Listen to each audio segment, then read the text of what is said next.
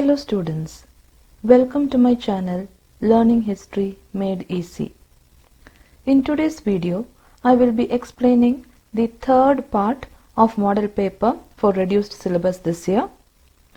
The first part was about 1 mark and 2 mark question. Second part, I had explained about 3 5-mark question. In this part 3 also, I will be explaining 3 5-mark question. Total there are 8 5-mark question. So it will be continued in the next video also. So please learn along with me. That is why I am explaining just 3 questions in one video so that you can learn along with me. And before going into the video, if anyone is seeing the channel for the first time or if you have not subscribed to my channel, please do subscribe and share it with your friends. So without wasting time, now let us get into the video. So in today's video, we are going to see the next important 5-mark question. That is, the question is, explain the main features of Hoysala style of architecture. So the question is about the features of Hoysala style of architecture.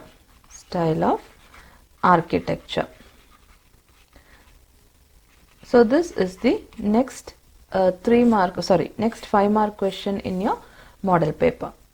So when a question is asked like this, you can start like the main features of Hoysala style of architecture are, the first feature is star shaped base. So if you see any construction or any building or temple made in Hoysala style, most of them will have a base with star shape. So that is the first feature, star shaped base. The second feature is star platform. So there is a platform which is also in the shape of a star. So star platform, which is about 4 feet high. The height of the platform is 4 feet. And this star platform is called as Jagati. So first is star shaped base. Second is a star platform called as Jagati, which is 4 feet high. The third feature is the Jagati around the temple is the open Pradakshina Patha. That is the Jagati which we told, which is a star platform. This is situated around the temple. So all around the temple there is a platform, that is around the temple the Jagati is situated, and this Jagati around the temple is open Pradakshina Patha.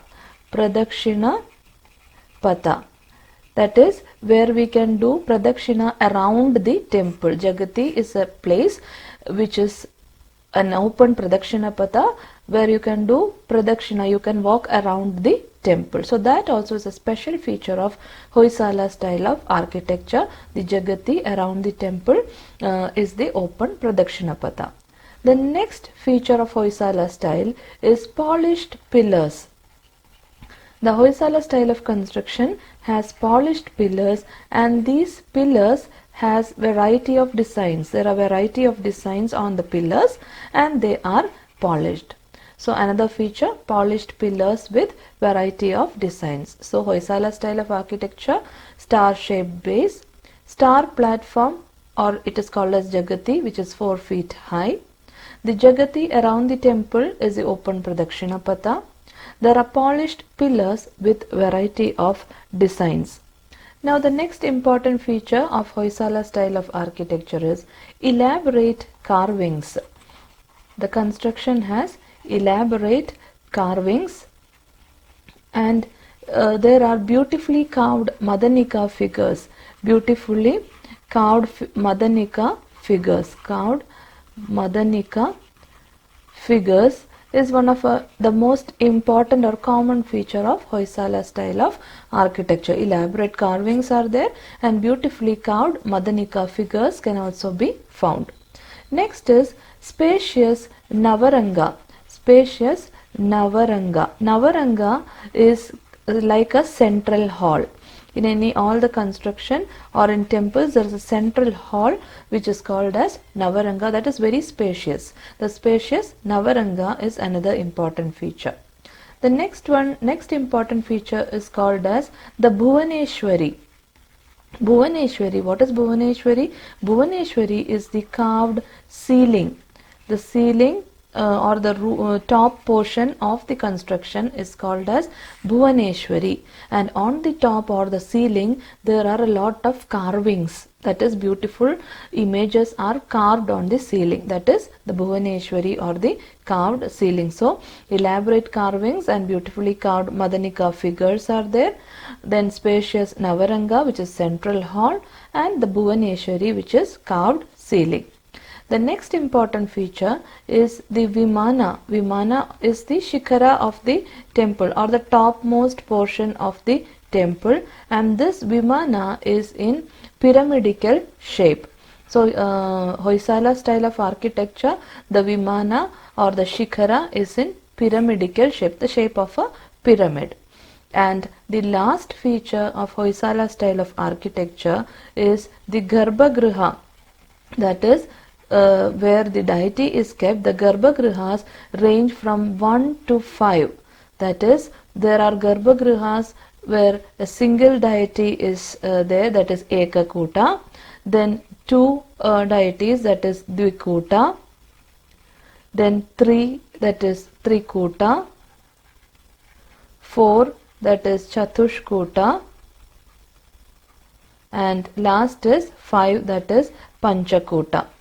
So different types of temples are there in Hoysala style of architecture, that is Garbhagrihas where the deity is kept. It ranges from 1 to 5. Some temples are Ekakuta temple, Dvikuta, Trikuta, Chatushkuta and Panchakuta. So all these are the important features of Hoysala style of architecture. This is a very important 5-mark question. So we will just see the points once more. Explain the main features of Hoysala style of architecture. The main features of Hoysala style of architecture are star-shaped base, star platform or Jagati of about 4 feet height. The Jagati around the temple is the open Pradakshina polished pillars with variety of designs, elaborate carvings and beautifully carved Madanika figures, spacious Navaranga, which is the central hall, the Bhuvaneshwari, the carved ceiling, the Vimana or Shikhara in pyramidical shape, and Garbhagriha ranging from 1 to 5, that is Ekakuta, Dvikuta, Trikuta, Chatushkuta and Panchakuta. All these are the important features of Hoysala style of architecture. Now let us move on to the next important 5-mark question, that is describe the conquest of Shivaji. Conquest of Shivaji. So this is the next 5-mark question. So in this question we have to write about the different places which Shivaji conquered and the military career. So Shivaji entered military career even before the age of 20. So the first point we can write is Shivaji entered military career even before the age of 20. That is when he was very young, he entered the military career. He captured the fort of Torana with the help of Mavalis. Now regarding his conquest, the first conquest we can tell is he captured fort of Torana. So the fort of Torana he captured with the help of Mavalis. So first conquest was with the help of Mavalis. He captured the fort of Torana. After that he captured many other forts like Kondana fort, he captured Purandara fort, he captured. All these forts he captured from Adil Shahis of Bijapur. From Adil Shahis of Bijapur. So first capture was the capture of the fort of Torana with the help of Mavalis. Next he captured the fort of Kondana, Purandara, etc. All these from Adil Shahis of Bijapur. And Shivaji also captured the region of Javali. Okay, the region of Javali also was captured by Shivaji, and it is in this place that he built the new fort of Pratapagada. So he built the fort of Pratapagada Pratapagata here. Okay, in the region of Javali, he built the fort of Pratapagata. So, in the beginning, he entered the military career before the age of 20. Then he captured the fort of Torana with the help of Mavalis. Later, he captured fort of Kondana, Purandara, etc. from Adil Shahis of Bijapur. Then he occupied the region of Javali, and there he built a new fort of Pratapagata. So that was the first part of the conquest of Shivaji. Then we have to go explain about Shivaji and Afzal Khan. The second heading you can write, first introduction, then Shivaji and Afzal Khan. So the Sultan of Bijapur wanted to punish Shivaji. So we have already studied that Shivaji had conquered many forts from the Adil Shahis of Bijapura. So the Sultan of Bijapur, he wanted to punish Shivaji. Okay, he wanted to punish Shivaji, and for that he sent Afzal Khan against Shivaji. So the Sultan sent Afzal Khan to fight against Shivaji. So Afzal Khan was sent against Shivaji by the Sultan of Bijapur. But Shivaji was very tactful. Shivaji tactfully he killed Afzal Khan. Shivaji killed Afzal Khan. Afzal Khan was not able to fight against Shivaji, and the Sultan of Bijapur finally made peace or a compromise. He compromised with Shivaji, or he made peace with Shivaji in 1661 century era, and he recognized his conquest. So this was what happened regarding Shivaji and Afzal Khan. The Sultan of Bijapur, he wanted to punish Shivaji, and he sent Afzal Khan to fight against Shivaji. But Shivaji very tactfully he killed Afzal Khan, and he looted Afzal Khan's camp, and the Sultan of Bijapur made peace with Shivaji in 1661 century era and recognized his conquest. So that was about Shivaji and Afzal Khan. The next conquest of Shivaji is regarding Shivaji and Aurangazeb. Shivaji and Aurangazeb. See, because this is a 5-mark question, you have to make the points short and right. So next is about Shivaji and Aurangazeb.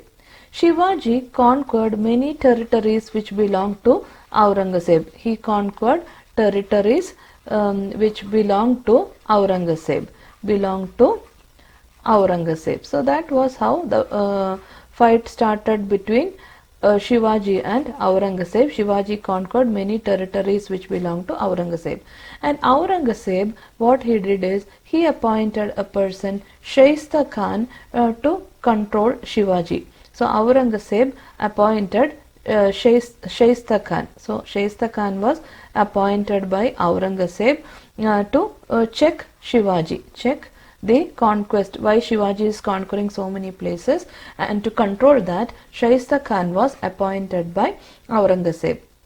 And Shaista Khan succeeded in occupying a vast Maratha territory. So here Shivaji was not able to fight against Shaista Khan, and it is said that Shaista Khan was successful and he occupied many territories belonging to Marathas, occupied many Maratha territory, that is many territories belonging to Shivaji was occupied by this Shaista Khan. Shaista Khan was appointed by Aurangazeb. So naturally Aurangazeb was successful here. And later in 1663 Shivaji attacked Shaista Khan. So Shivaji was waiting for a chance, and Shivaji attacked Shaista Khan in 1663. So 1663 Shivaji attacked Shaista Khan. In that fight Shaista Khan lost his fingers. In the fight he lost his fingers, but somehow he escaped. He lost his fingers, but his life was not he escaped with his life, and this increased the fame of Shivaji. That is, Shivaji became very famous with this success. So Shivaji and Aurangazeb, Shivaji conquered many territories belonging to Aurangazeb. So in order to check that, Aurangazeb appointed Shaista Khan to check Shivaji. Shaista Khan was successful in occupying a number of territories which belonged to Marathas, including Pune. Shivaji was waiting for a chance and he attacked Shaista Khan in 1663. Khan lost his fingers but he escaped with his life, and this increased the fame of Shivaji. So that was the next heading, Shivaji and Aurangazeb. After that, the next topic which you have to write is attack on Surat. Attack on Surat. So in attack of Surat, Shivaji attacked and plundered Surat in 1664 century era. So in 1664, Shivaji attacked and he plundered Surat. Okay, so that was the beginning of the problem. So Shivaji attacked Surat. Shivaji fled from and the English who supported the Mughals were beaten back. So during 1664 century era, the English were supporting the Mughals.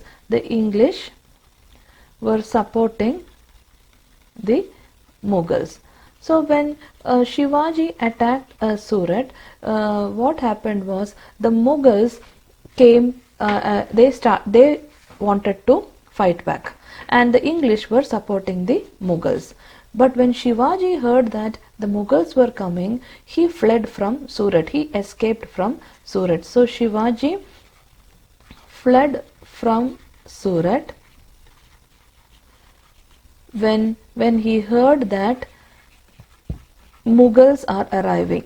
So when he heard that Mughals are coming to Surat, he escaped or he fled from Surat. That time Aurangazeb, he sent another person, that is Raja Jai Singh, against Shivaji. So Aurangazeb was still waiting for a chance. So Aurangazeb, what he did, he sent another person.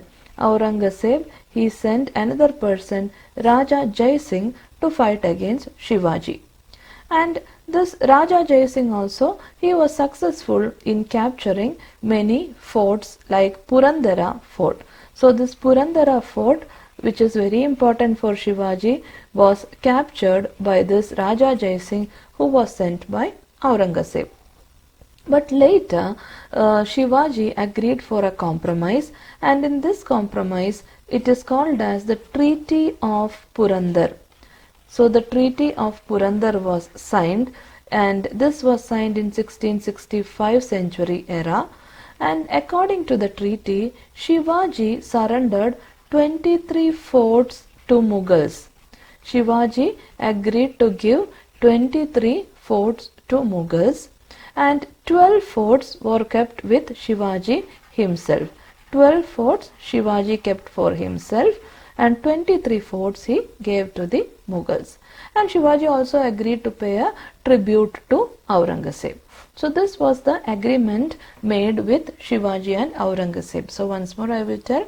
In 1664 century era, Shivaji attacked Surat, and when Shivaji heard that Mughals are arriving, Shivaji fled from Surat.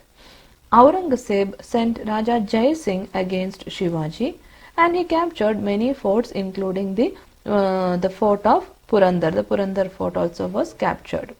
The Treaty of Purandar was signed in 1665 century era, and Shivaji surrendered 23 forts to the Mughals, and 12 forts was retained for himself, and Shivaji also agreed to pay a tribute to Aurangazeb.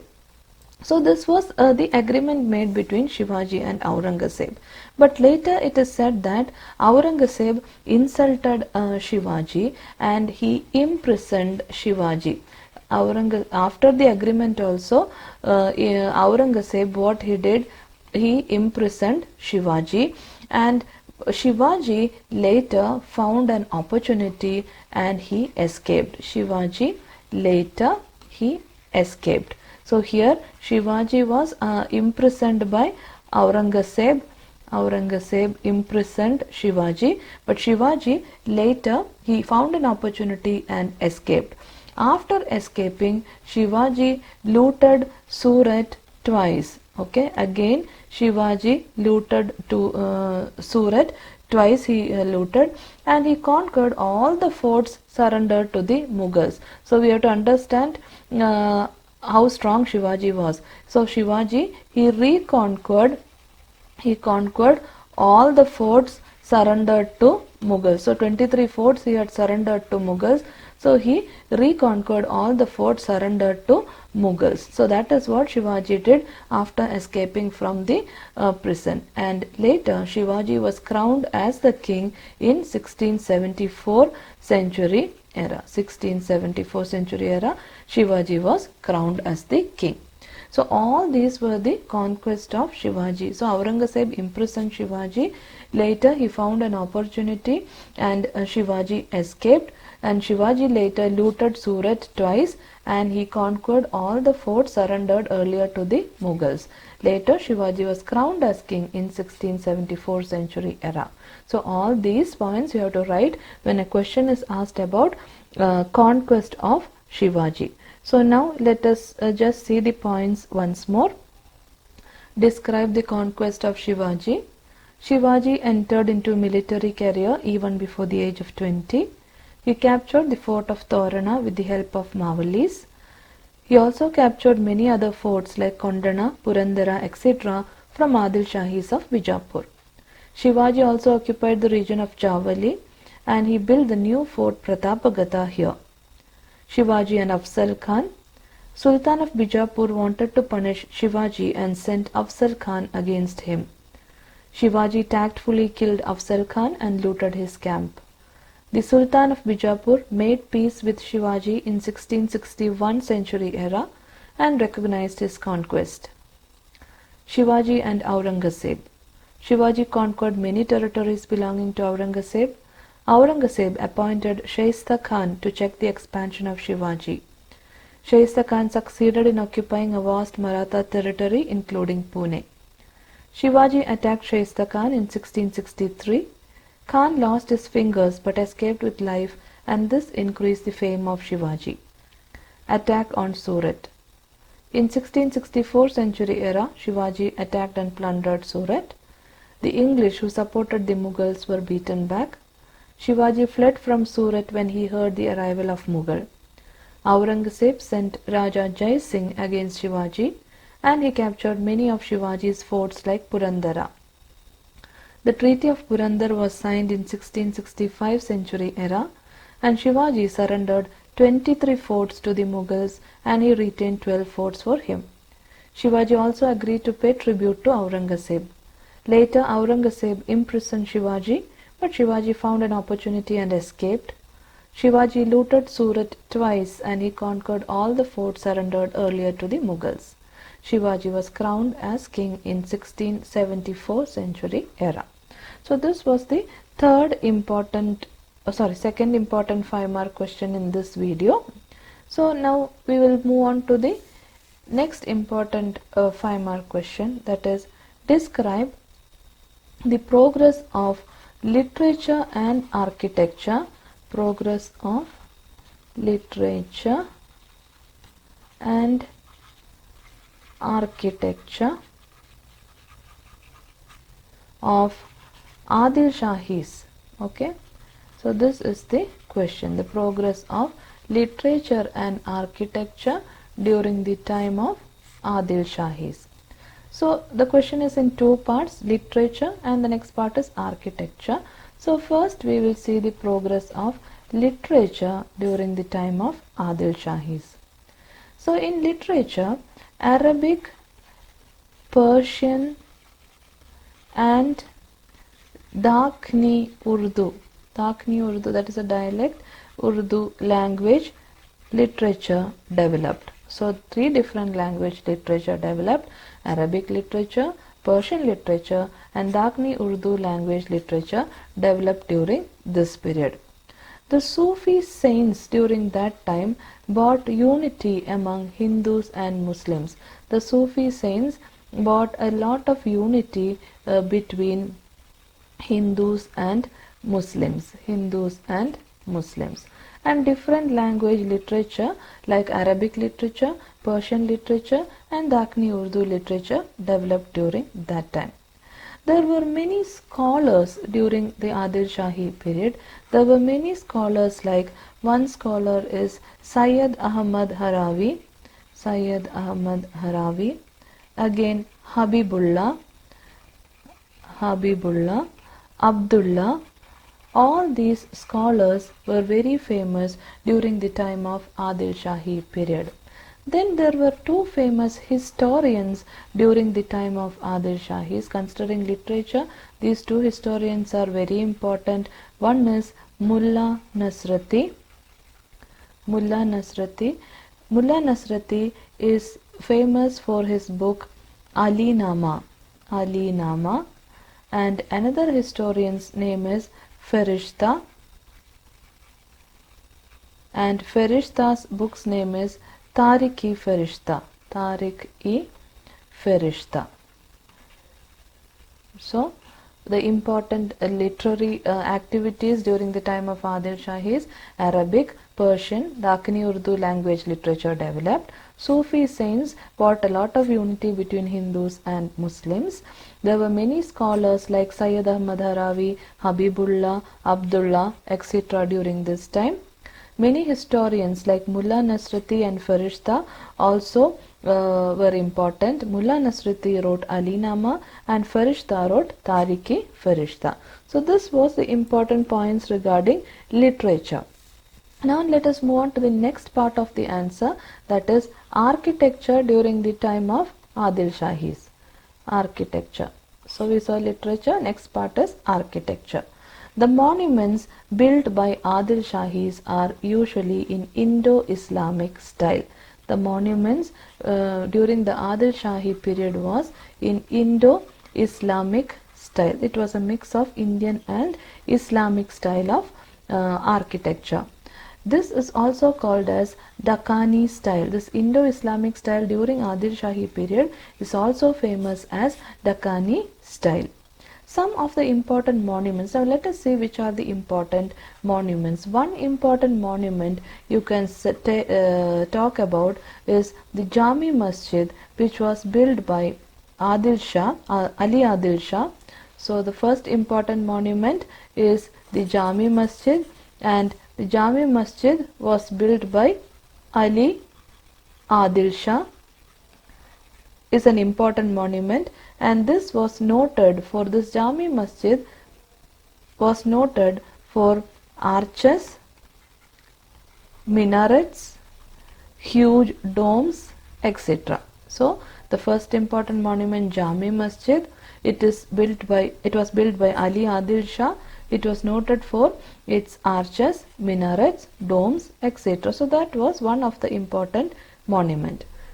The next important monument is Ibrahim Roza. This is the only Roza in India. Ibrahim Roza is the only Roza in India. That is why it is very famous. And what is actually a Roza? A Roza is a tomb and a mosque. A tomb and a mosque built on a single platform. Okay. A tomb and a mosque built on a single platform is called as a Roza.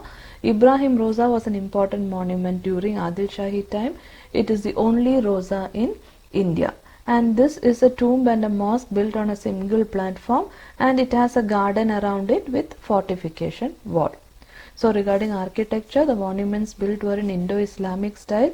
It was also called as Dakkani style. The first important monument, Jami Masjid, built by Ali Adil Shah, which has arches, minarets and domes. The next one is Ibrahim Roza. This is the only Roza in India. It is a tomb and a mosque built on a single platform surrounded by garden with fortification wall. The next important monument during Adil Shahi period we can tell is Mehtar Mahal. Mehtar Mahal can be said as the next important monument. It is a three-storied palace. It is a three-storied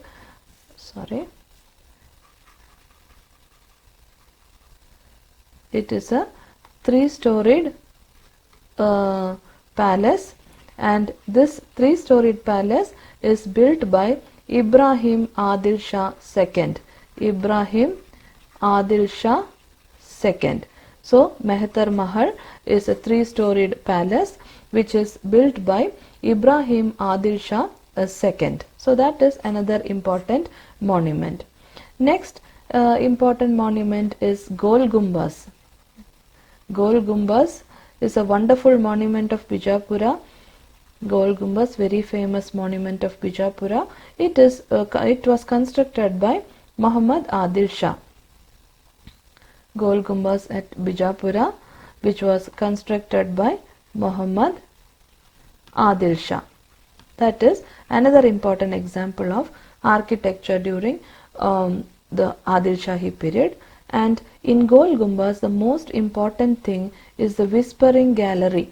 Whispering Gallery. Tourists from all over the world come to visit Gol Gumbaz, especially to see this Whispering Gallery. And other than all these things, there are many other monuments like Barakaman, Badekaman, Anand Mahal. So many examples are there regarding the architecture of Adil Shahi period. So the Mehtar Mahal was a 3-storied palace built by Ibrahim Adil Shah II. Another important monument is Gol Gumbaz at Bijapura, which was constructed by Muhammad Adil Shah. The Whispering Gallery is its speciality. There are many other monuments like Barakaman, Badekaman, Anand Mahal, etc. So all these are the important architectural contribution of Adil Shahi period. So this is how you write the answer when a question is asked about literature and architecture of Adil Shahi period. We will just see the points. Question is, describe the progress of literature and architecture of Adil Shahis. So first, literature, Arabic, Persian, Dakhni Urdu language and literature developed. The Sufi saints brought about unity among the Hindus and Muslims. Scholars like Syed Ahmad Harawi, Habibullah and Abdullah were famous. Mullah Nasruddin and Farishta were famous historians who wrote Ali Nama and Tarikhi Farishta. Regarding architecture, the monuments built by Adil Shahis are in Indo-Islamic style. This is called as the Dakhani style. Some of the important monuments of Bijapura are Jami Masjid built by Ali Adil Shah, which was noted for arches, minarets, huge domes, etc. Ibrahim Roza is the only Roza in India. A tomb and a mosque are built on a single platform which is surrounded by a garden along with fortification wall. Ibrahim Roza was built by Ibrahim Adil Shah II and it is called the Taj Mahal of South India. Mehtar Mahal was a 3-storied palace built by Ibrahim Adil Shah II. Gol Gumbaz is a wonderful monument of Bijapura built by Muhammad Adil Shah. The Whispering Gallery is its speciality. Other than that, Barakaman, Badekaman, Anand Mahal, etc. are some of the important monuments. So these are the 3 important 5-mark questions in your model paper.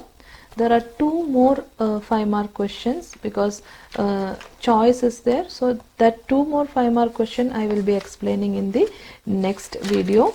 And after that, I will be moving on to the 10-mark question, match the following and arrange in chronological order. So I hope you have understood these questions clearly. Please do follow the coming videos also. And please learn along with me. Each video when I am uploading the same day, if you finish at least 3 questions, it will be very easy for you to prepare for your final exam. And if you have any doubts, you can ask in the comment section. Please do like, share and subscribe to my channel. Your likes and comments will be of a great encouragement for me to make more and more videos. I hope to see you all soon in the next video. Thank you for watching.